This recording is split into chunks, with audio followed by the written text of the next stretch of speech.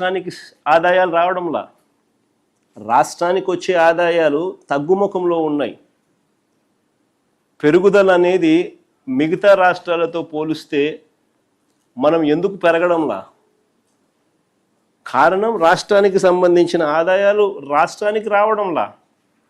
రాష్ట్రానికి సంబంధించిన ఆదాయాలు పక్కదో పట్టి చంద్రబాబు నాయుడు గారి జోబిలీకింత, ఆయనకు సంబంధించిన ఎమ్మెల్యేలకింత, ఆయనకు సంబంధించిన బెనామీలకింత అందరూ పంచుకుంటా ఉన్నారు. దోచుకో పంచుకో తినుకో అన్నట్టుగా. రాష్ట్రానికి సంబంధించిన ఆదాయాలు ఇసుక తీసుకున్నా, మట్టి తీసుకున్నా, సిలికా తీసుకున్నా, లాటరైట్ తీసుకున్నా, గ్రనైట్ తీసుకున్నా, లిక్కర్ మాఫియా ద్వారా లిక్కర్ ఆదాయం తీసుకున్నా, లేదా ప్రభుత్వ భూములు ఎడాపెడా నచ్చిన వారికి నచ్చిన రేటుకు ఎడాపెడా అమ్మే పరిస్థితి తీసుకున్నా, ఇలా వనరులన్నింటినీ కూడా దోచేస్తూ ఉన్నారు. కాబట్టి రాష్ట్రానికి సంబంధించిన ఆదాయాలు రాష్ట్రానికి రావడంలా. మరోవైపు చూస్తే ఆయనకో విమానం, విమానంతో పాటు ఒక హెలికాప్టరు, ఆయన కొడుక్కో విమానం, ఆ విమానంతో పాటు ఒక హెలికాప్టరు, తర్వాత ఆయనకు మద్దతు ఇస్తూ ఉన్న ఆయన గారి డిప్యూటీ సీఎం పవన్ కళ్యాణ్ గారికి ఆయనకు ఒక విమానం, మళ్ళీ ఆయనకు ఒక హెలికాప్టరు, అందరూ గాల్లోనే.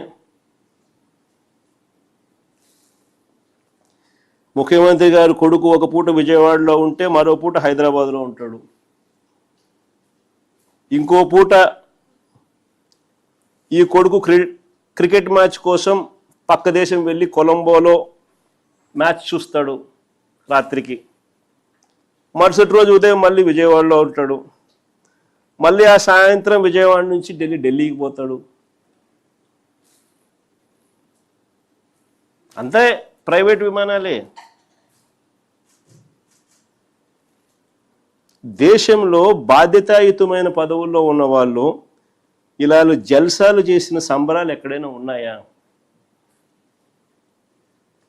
కొలంబోలో మ్యాచ్ ఆడుతా అంటే ఈయనకేం స్వామి, నాకు అర్థం కాదన్నా. ప్రైవేట్ ఫ్లైట్లో కొలంబోకు పోయి మ్యాచ్ చూస్తాడు. ఈ టీవీ చూస్తే కనపడదా మ్యాచ్?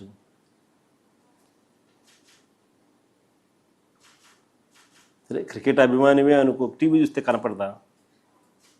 నేను కూడా నిన్న టీవీలోనే చూసిన మ్యాచ్.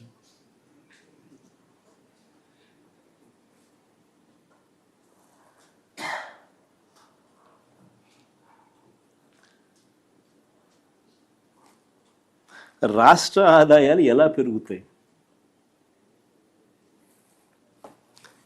ఇక రాష్ట్ర అప్పుల విషయంలోకి వస్తే మళ్ళీ అవే గోబెల్స్ ప్రచారాలు. చంద్రబాబు నాయుడు గారి నైజం నిజంగా కుక్కతోక వంకరే.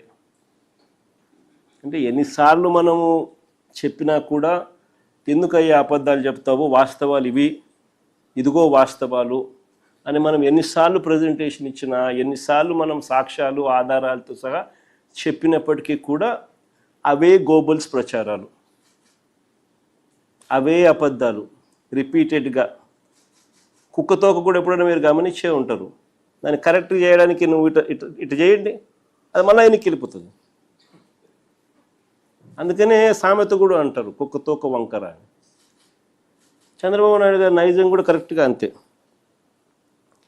మొన్నటి బడ్జెట్ ప్రసంగంలో కూడా ఏకంగా 9.74 లక్షల కోట్లు అప్పులు మేము మిగిల్చామంటారు. బడ్జెట్ ప్రసంగంలో వీళ్ళన్న మాటలు అసలు నిజాలేంటో తెలుస్తాయని, రాష్ట్రానికి సంబంధించిన అప్పులు ఎంతుంటాయో రాష్ట్ర ప్రజలకు ఎక్కడ తెలిసిపోతుందేమోనని ఏకంగా బడ్జెట్ పేపర్స్లో అప్పులకు సంబంధించిన టేబుల్ వాల్యూమ్ నెంబర్ 6 ఈ బుక్లో ఉంటుంది. వాల్యూమ్ నెంబర్ 6 బుక్లో దీనికి సంబంధించిన టేబుల్ పూర్తిగా ఎత్తేసినారు, కనపడదు. ఇది ఎప్పుడు జరగదు మామూలుగా. నేను ఆశ్చర్యంగా చంద్రబాబు నాయుడు గారిని ఒకటే అడుగుతా, అయ్యా చంద్రబాబు నాయుడు గారు, ఇక్కడ దాచిపెట్టవచ్చు కానీ మీరు ప్రజెంట్ చేసిన మీరే చంద్రబాబు